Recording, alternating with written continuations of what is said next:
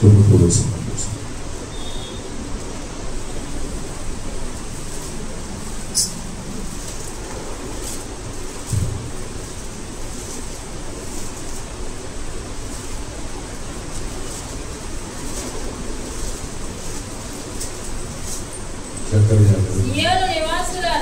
సియోను నివాసులారా బహుగా సంతోషించుడి.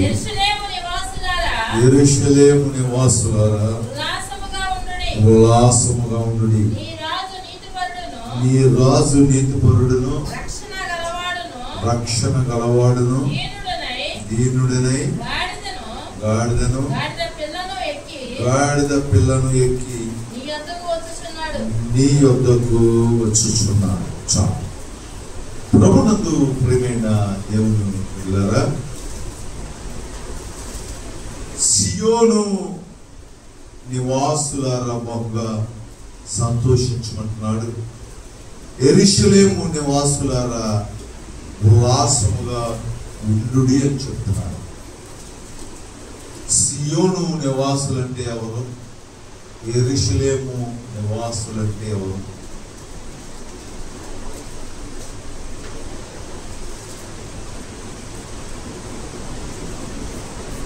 సియోను నివాసుల్ని సంతోషించమన్నాడు. యెరూషలేము నివాసుల్ని ఉల్లాసముగా ఉండమన్నాడు.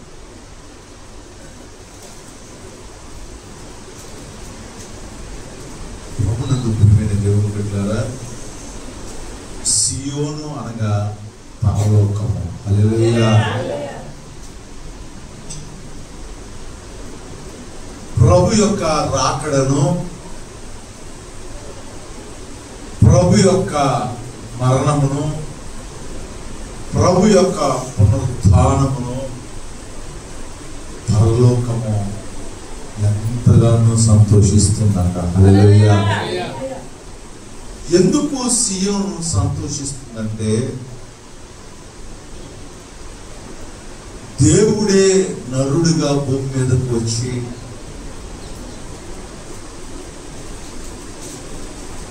మనుష్యునిగా తల్లి గర్భములో నుంచి బయటకు వచ్చి మనవలే బ్రతికి జీవించి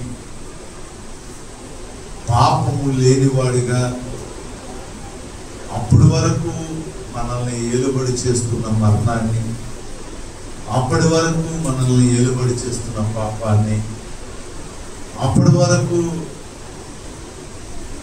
పాతాళములో కట్టబడిన మనల్ని దేవుడు ఈ లోకమునకు వచ్చి వాటి నుంచి సర్వ మానవాళిని విడిపించుటకు ఈ భూమి మీద ఉద్భవించి లేఖనాల ప్రకారము ఏ రీతిగా ప్రవక్తల ప్రవచనాల ప్రకారము ఆయన ఈ లోకంలో బ్రతికి మనల్ని పరలోక రాజ్య వారసులుగా చేయడానికి ఈ భూమి మీదకి వచ్చాడు. హల్లెలూయా. దానిని బట్టి పరలోకము ఏమవుతుంది సార్? సంతోషిస్తుంది.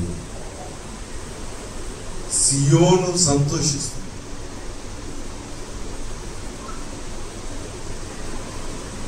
పరలోకము సంతోషిస్తుంది. యెరూషలేము అనగా దేవుని యొక్క మందిరానికి సాదృశ్యం. యెరూషలేమా నిన్ను ప్రేమించేవారు ఒప్పులు.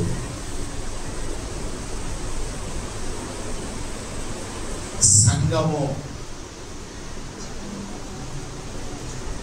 సంఘం అంటే మనకున్న ఉద్దేశం చర్చి అని కాదు. సంఘం అంటే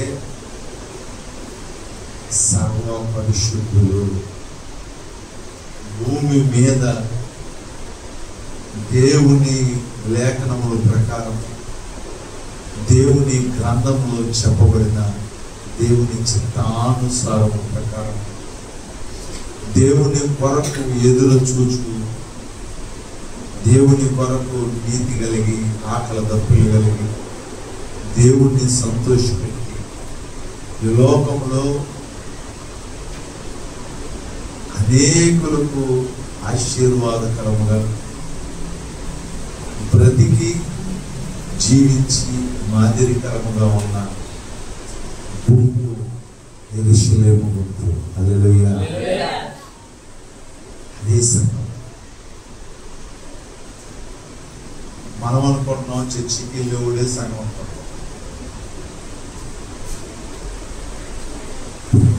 చర్చికి వెళ్ళకపోయినా, చర్చికి వెళ్ళినా ప్రభువా ప్రభువా అని పిలిచి ప్రతివాడు పరలోకానికి రాడు. దేవుని చిత్తమును నెరవేర్చు. హల్లెలూయా.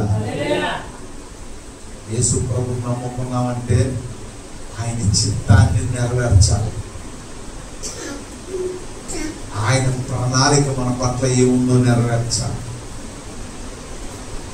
ఆయన కొరకు జీవించాలి, మాదిరికరంగా ఉండాలి, అనేకులను క్రీస్తు యొక్క మంచి మార్గంలో. నీవు నేను ఎందుకు రక్షించబడ్డావు తెలుసా? నీ డబ్బులు నువ్వు తెచ్చుకో, నా డబ్బులు నేను తెచ్చుకుంటా, నువ్వు తిందావు నేను తిందాం, నువ్వు ఎక్కువ సంపాదించావా నేను ఎక్కువ సంపాదించానా, నువ్వేం బాగుపడ్డావు నేనేం బాగుపడ్డా, నువ్వేం చదువుకున్నావు నేనేం చదువుకున్నాను కాదు. చదువు జ్ఞానాన్ని నేర్పాలి, చదువు వివేకాన్ని నేర్పాలి, చదువు మంచితనాన్ని నేర్పాలి. ఒక్కొక్క చోట దూకంలో చదువుకున్నోడి కన్నా చిచి వీడు చదువు వీడి చట్టుబండ్లవా అంటాం. అది చదువుకున్నాడు కానీ అక్షరాలనే ఆడి బతుకులో చదువుకున్న జీవితం కనపడదు. ఏకిలి ప్రవర్తన, ఏకిలి జీవితం, ఏకిలి బ్రతుకు.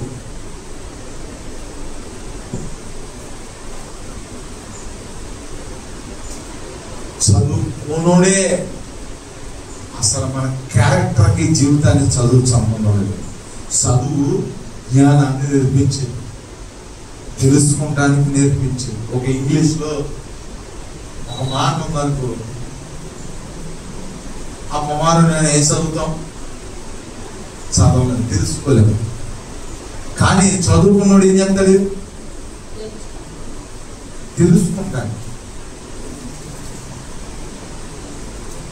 తెలుసుకున్నాడు బతుకు సరిలేదు అనుకో, అది తెలుసుకుంటే ఇది తెలుసుకోపోతే అయ్యా, అది తెలుసుకుంటే నేను తెలుసుకోపోతే కుమారుని అలాంటి వాళ్ళ పాపలు నేను తెలుసుకుంటే మీరు తెలుసుకుంటుంటే ఏంటమ్మా? తెలుసుకోనోడు జాగ్రత్త పడ్డాడు. అక్కడ ఏమో రాస్తుందో ఏంటో లేనిపోయింది. దీనివల్ల మనకి ఆ ప్రమాదం. తెలుసుకున్నాడు ఇదేం చేసింది తెలుసుకున్నాడు భయం ఎక్కువ. తెలుసుకున్నాడు దేవుని బిడ్డలారా, యెరూషలేమా ఉల్లాసించుడి అంటున్నాడు. ఉల్లాసంగా ఉండండి. ఉల్లాసంగా ఉండే రోజులు అయ్యి ప్రార్థన అంటే కొద్ది సెక్కేస్తాం, యేసు ప్రభు అంటే కొద్ది సెక్కేస్తాం. మంచి మాటలు ఉన్నాయిరా అయ్యా బైబిల్లో కొన్ని చెబుతాము అంటే నీ మాకొద్దు అలా, ఈ మాటలు మాకొద్దు, మాకు ఉన్నాయిలే, మా పాత్రలో నేను తాగుతాం, ఈ పాత్రలో మాకు, ఆ పాత్రలో తాగడానికి అక్కడ ఏ అబ్జెక్షన్ లేదు. ఇక్కడికి వచ్చిన కాడి నుంచి ఏంటి అబ్జెక్షన్ లేదు తెలుసా? ముందు తాగకూడదు, ఒక భార్య ఉండాలి, వ్యభిచారం చేయకూడదు, పాపం చేయకూడదు, ఇవన్నీ ఇక్కడ ఉన్నాయి. మా దగ్గర అయితే ఆగలేదు. ఈ వచ్చి నువ్వు చెప్తే మళ్ళీ లేనిపోయింది. వీటికి ఎవడన్నా ఒకడు మారాడు అనుకో మళ్ళీ ఇల్లు అంతా మారాల్సి వచ్చింది.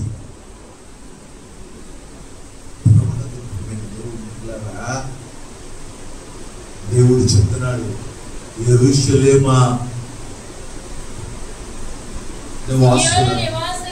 యెరూషలేము నివాసులారా ఉల్లాసముగా ఉంది.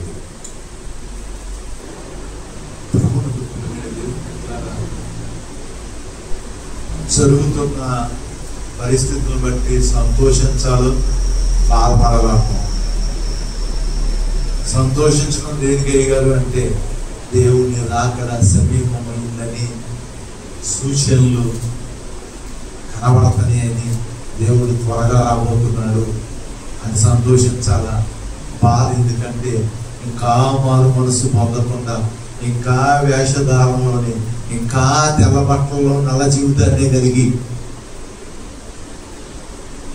దేవుని కొరకు నిలబడక నశించిపోతున్న ఆత్మల పట్ల భారం లేక, బాధ్యత లేక, నామకార్థంగానే ఇంకా బతుకుతున్నామని బాధపడాలా? దేవుడు త్వరగా వచ్చేస్తున్నాడని సంతోషపడాలా? రొమ్ములు కొట్టుకునే దినము రాబోతుంది. సంఘము ఎత్తపడే రోజు రాబోతుందని సంతోషించాలి.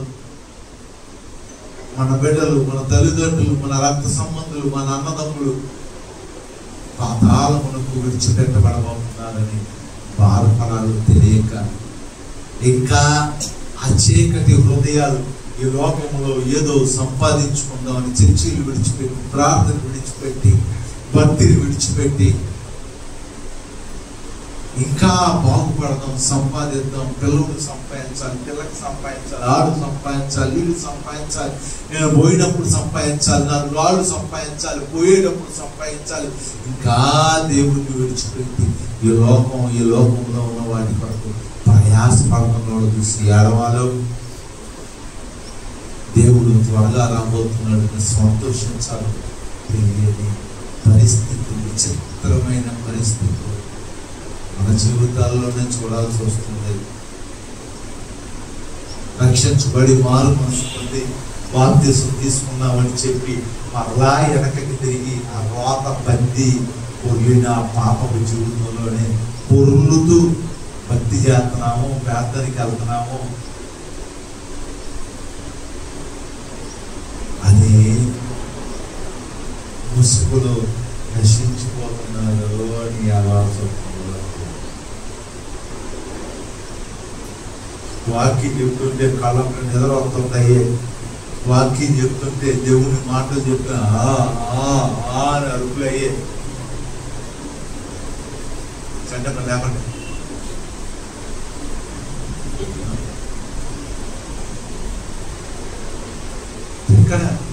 ఎక్కడ దేవుడు వాక్యం ప్రయాసం.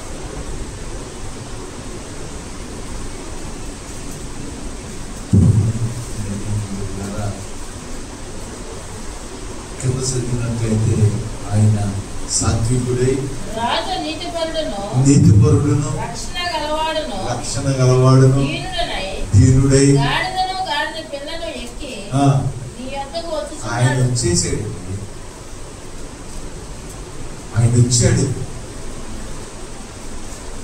ఆయన వచ్చాడు. ఆయన మన కుటుంబాలకు వచ్చాడు, మన హృదయంలోకి వచ్చాడు, మన జీవితంలోకి వచ్చాడు. కానీ ఉంచావా ఆయన? ఉండు ప్రశ్న, ఉంచావా దేవుణ్ణి అని అడుగుతున్నా. మారు మనసును ఉంచావా? దేవుణ్ణి నీ జీవితంలో ఉంచావా? ఆయన రక్షకుడుగా, దీనుడుగా, సాత్వికుడుగా,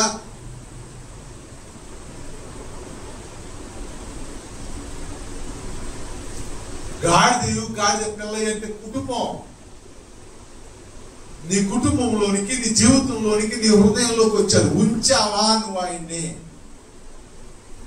ఉండనిచ్చావా నీ పాపం చేత, నీ కోరికల చేత, నీ కామాకృత చేత వండించావా? నీ నోటి బూతుల చేత నువ్వు ఆయన్ని నీ హృదయంలో ఉండించావా? నీ కుటుంబంలో ఉండించావా? నీ పాడు తలంపులు, నీ రోత హృదయం ఆయన దీనుడుగాను, సాత్వికుడుగాను ఆయన మన జీవితాల్లోనికి, మన కుటుంబాల్లోనికి, మన హృదయాల్లోకి వస్తే వండించామా?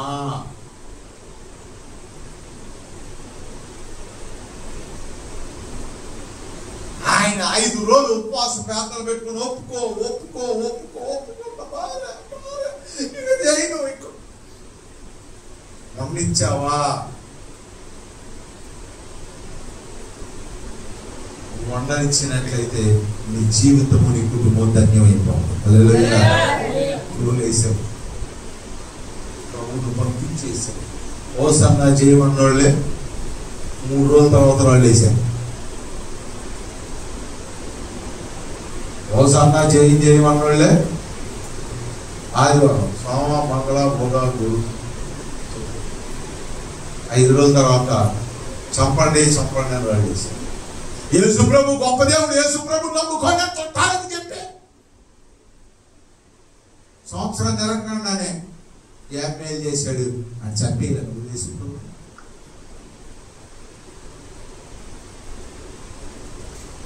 మా అక్కలు నమ్ముకోలే, మా నీళ్ళు నమ్ముకోలే, మా పిల్లలు మారాలే, మా చుట్టాలు మారాలే, మా వంశువులు మారాలే, మా కులంలో మారాలే అని చెప్పి ఎన్ని రోజులు ఉండించావమ్మా?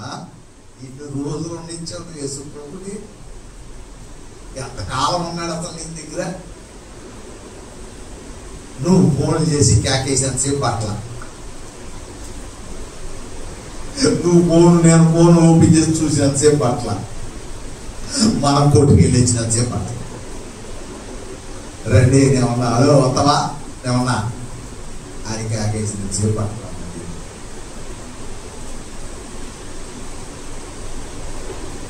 పాపం దగ్గర దేవుడు తిరిగాత్మ వేసేసాం తెల్లవారు, తిరిగాత్మ వేసేయ అనుకుంటా. ఆయన పంపించేసాం, ఆయన విడిచిపెట్టుకోం. ఇక ఆడు వాడుతున్నాడు మామూలే. కళ్ళ ముందు నిజాలు కూడా ఏం చేయాలి తెలుసా? అబ్బో అది అబద్ధం. దేవుడు నిజాన్ని రుజువు చేయలేదా? చేస్తాడు. కానీ ఎందుకు చేయట్లేదు తెలుసా? ఇంకా ఏదన్నా మారి వస్తావా ప్రభు అన్నాడు, నా జీవితంలోకి వస్తావా, నా కుటుంబంలోకి వస్తావా, నా బ్రతుకులోకి వస్తావా అని పిలుస్తావేమో, మారతామేమో, మార్చుకుంటామో అని దేవుడు ఎదురు చూస్తాడు.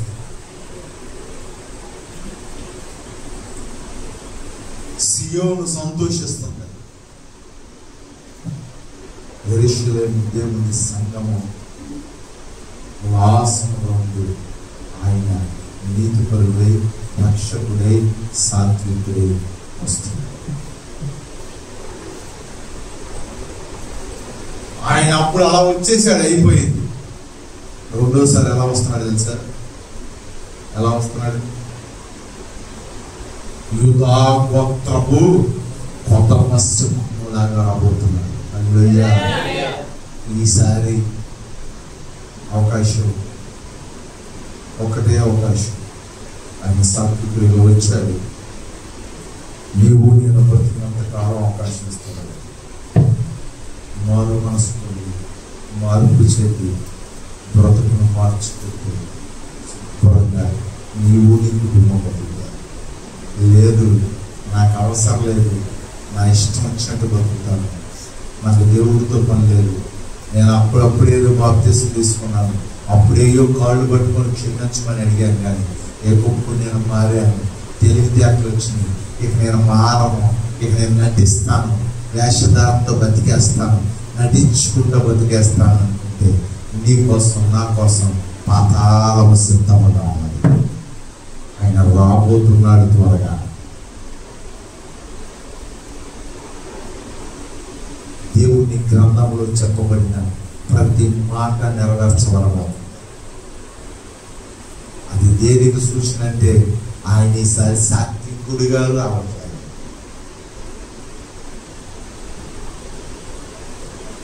యూదా సింహములాగా ప్రళయము వచ్చినట్లు దేవుడు వస్తున్నాడు. గాడిద మీద కూర్చొని రాట్లా, ఈసారి కత్తి పట్టుకున్న రాజులాగా వస్తున్నాడు. హల్లెలూయా. సింహం వలె గండిస్తూ వస్తున్నాడు.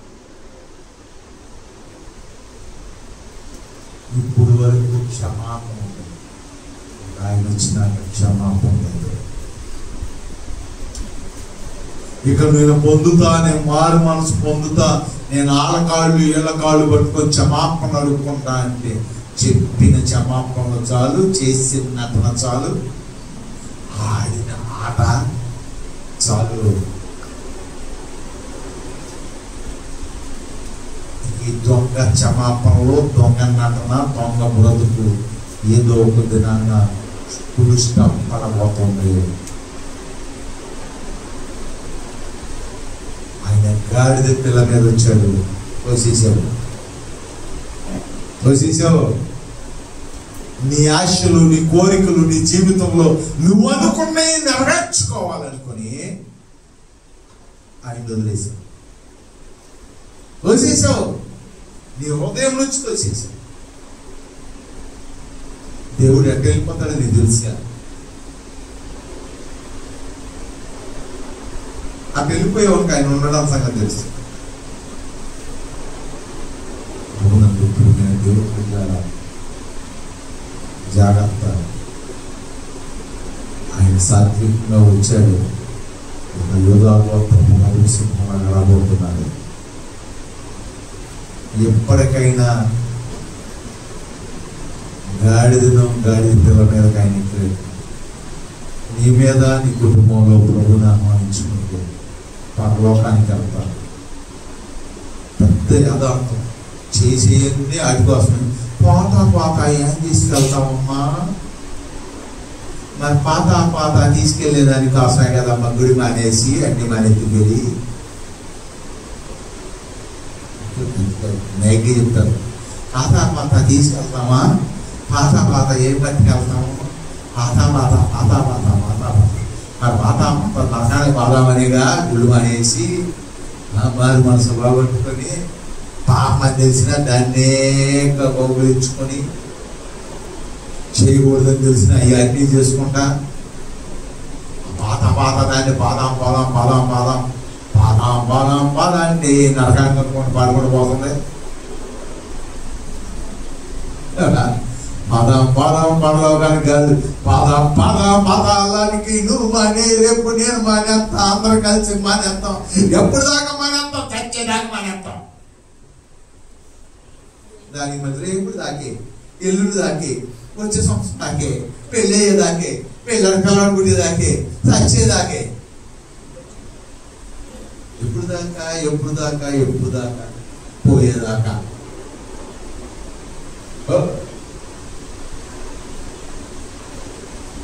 అదేంటంటే ఒక్కడైనా మాట్లాడాలి, ఒక్కడన్నా నిద్ర మేలుకొని, ఒక్కడికైనా నేను చేసేది తప్పు పాపము.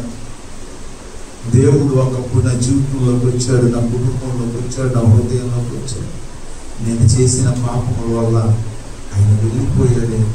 మరలా ఆయన నా జీవితంలోనికి ఆహ్వానిద్దామని ఆ మారు మనసు అనేది వచ్చిద్దాము అని దేవుడు నా గురించి, నీ గురించి, మన గురించి ఎదుర్కొంటున్నాడు. ఇట్లాంటి వాక్యాలు చిన్నప్పటి నుంచి అంటున్నామయ్యా.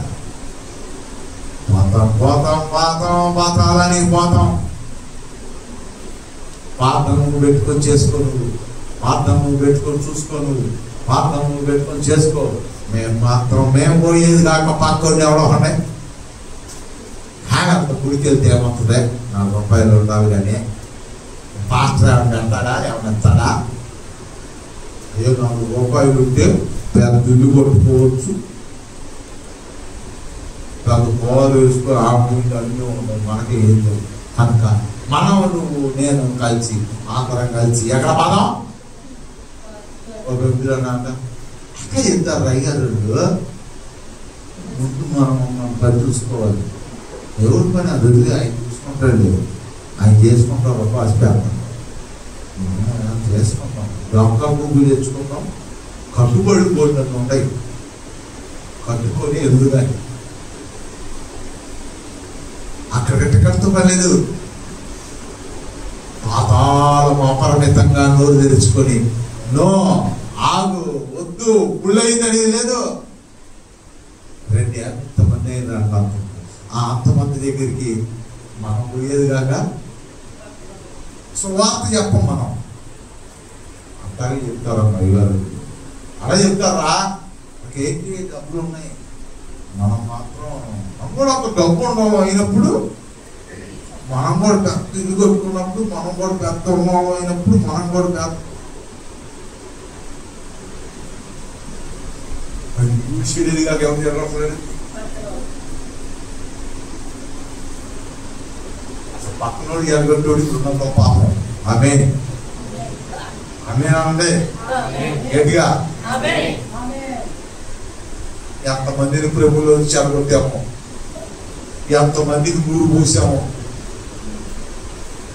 ఎంతమందికి డబ్బు పెద్ద చెర చూపించాము, ఎంతమందికి డబ్బులు ఇచ్చారు సంపాదించాలి గుడికెళ్తే ఏమి రావని చెప్పాము. ఒక దినాన్న దాని శాపం పెద్ద పెద్ద తరం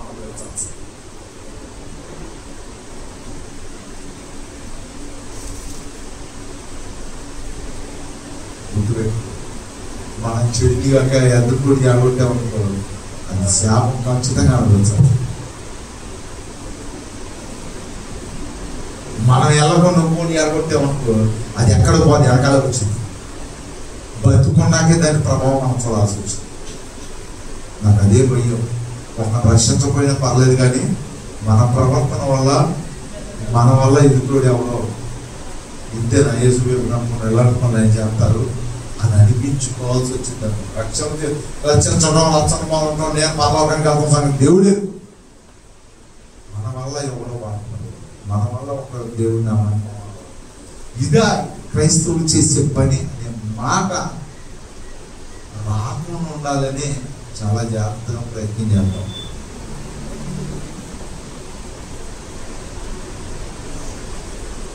అయ్యా ప్రార్థన చేద్దాం, అయ్యా స్వామి చెప్తాను బంగారు తండ్రి చేయరా నా చేతనైన సాయం చేస్తా అంటాం కానీ నీకేమున్నాయి తింటాకు లేదు, నీకు పెద్ద సువార్త చెప్తాం. సువార్త ఇప్పుడు మేమేం పెద్ద పాస్తం అయిపోయి కరణలాడిపోతాం, నువ్వు బయలుదేరావా అనే ప్రబుద్ధులు చాలా మంది ఉన్నారు. దేవుని పనిని ఆటంకపరిచేవాడు వాళ్ళ పాత్ర నరకానికి పోయేది కాక ఆ కుటుంబాన్ని మొత్తాన్ని తీసుకెళ్తారు.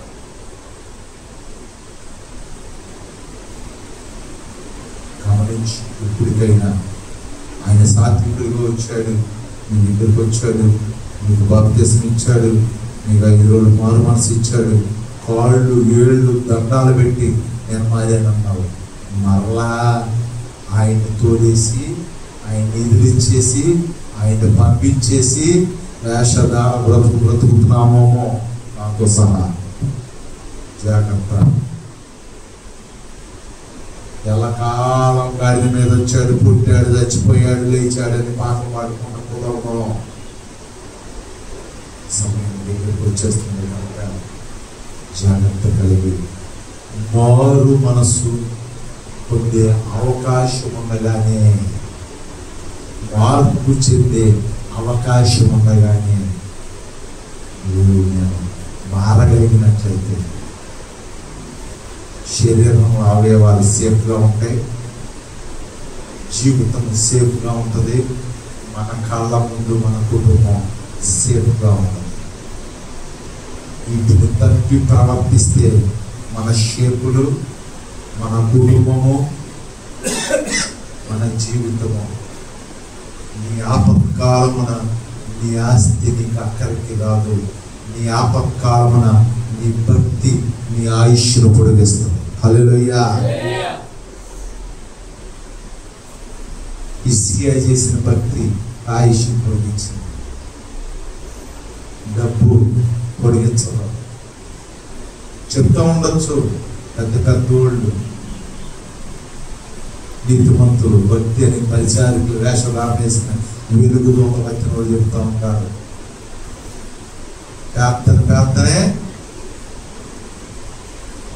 లోకమే, ప్రార్థనే ఆచారాలే, ప్రార్థనే వెలుగు దూతలు. ఆ దురాత్మలు బయటికి రావు. అవి కంటికి కనపడకుండా మనతో పోరాటం చేద్దాం, మనం భక్తిలో పడలేము. కనుక ఇప్పటికైనా మార్పు చెంది మారు మనసు పొంది ప్రభువుని గాడిద మీద ప్రభు అంటూ నీ జీవితంలో, నా జీవితంలో, ఇక్కడున్న మన జీవితాల్లో ప్రభు ఎక్కితే ఒక ఎలుగు ఎలుగుతాం. వచ్చేదంతే కదరా, దాని ప్రభావం అంతే, వాక్య ప్రభావం.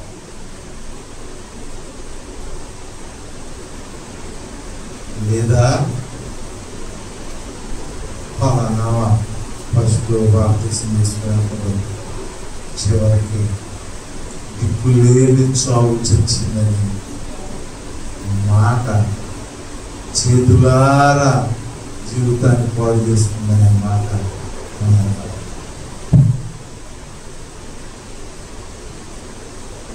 నీ చేతిలో ఉంది. ఆప్షన్ నీకు ఇచ్చేసేది లేదు.